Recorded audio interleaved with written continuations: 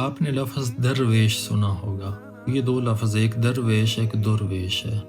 تو ہمارے ایک استاد محترم تھے، انہوں نے ہمیں بتایا درویش اور درویش میں فرق کیا ہے.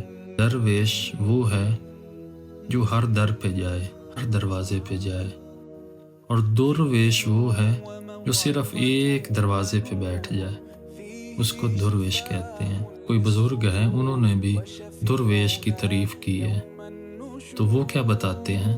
درویش دو لفظوں سے مل کر بنا ہے. در جس کے معنی ہے موتی، اور ویش جس کے معنی ہے بکھیرنا، یعنی موتی بکھیرنا. وہ کون ہو سکتا ہے؟ ایسی بات بتانے والا جس سے موتی بکھر جائیں، اور جہاں بکھریں وہاں صرف وہ معرفت ہی نہیں، معرفت کا گلستان آباد ہو جائے، اسے درویش کہتے ہیں.